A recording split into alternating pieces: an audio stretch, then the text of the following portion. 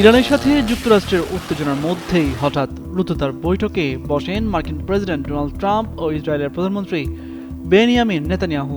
তেহরানের বিরুদ্ধে দ্বিতীয় দফা যৌথ সামরিক অভিযান শুরুর পর এটিই ছিল তাদের প্রথম বৈঠক, যেখানে কোনো সাংবাদিক উপস্থিত থাকার অনুমতি পাননি। খুব গোপনীয়তার সাথে শুধুমাত্র দুই দেশের প্রতিনিধিরা উপস্থিত ছিলেন সেখানে। এই বৈঠকের পরই বিশ্ব রাজনৈতিক পাড়ায় বাড়ছে কৌতূহল। কি সিদ্ধান্ত নিলেন ট্রাম্প, এ নিয়ে বাড়ছে আগ্রহ। ইসরায়েলি গণমাধ্যমের খবরে বলা হয়েছে, প্রায় 90 মিনিটের বৈঠক শেষে ট্রাম্প ও নেতানিয়াহু যৌথ সংবাদ সম্মেলন করেননি। ফেব্রুয়ারিতে ইরান যুদ্ধ শুরু হওয়ার পর এটিই ছিল দুই নেতার অষ্টম বৈঠক। নেতানিয়াহুর কার্যালয়ের এক জ্যেষ্ঠ কর্মকর্তা জানান, বৈঠকটি বন্ধুত্বপূর্ণ ও ইতিবাচক পরিবেশে অনুষ্ঠিত হয়েছে।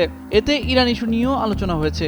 ইসরায়েলের চ্যানেল 12 এর খবরে বলা হয়েছে, বৈঠকে ট্রাম্প ইসরায়েলের নিয়ন্ত্রণাধীন এলাকা থেকে সেনা প্রত্যাহারের কোনো অনুরোধ নেতানিয়াহুর কাছে জানাননি। বৈঠক শেষে ইসরায়েলের এক জ্যেষ্ঠ কর্মকর্তাও একই ধরনের মন্তব্য করেন। তার ভাষ্য, বৈঠকটি অত্যন্ত ইতিবাচক পরিবেশে অনুষ্ঠিত হয়েছে এবং দুই নেতার মধ্যে চমৎকার রসায়ন স্পষ্ট ছিল। ইসরায়েলি কর্মকর্তাদের দাবি, আলোচনায় ট্রাম্প ও নেতানিয়াহু আবারও একমত হন যে কোনো পরিস্থিতিতেই ইরানকে পারমাণবিক অস্ত্র অর্জনের সুযোগ দেওয়া যাবে না। পাশাপাশি মধ্যপ্রাচ্যের নিরাপত্তা পরিস্থিতি, যুক্তরাষ্ট্র ইসরায়েল কৌশলগত অংশীদারত্ব এবং আঞ্চলিক বিভিন্ন সুযোগ নিয়েও আলোচনা হয়েছে তাদের মধ্যে।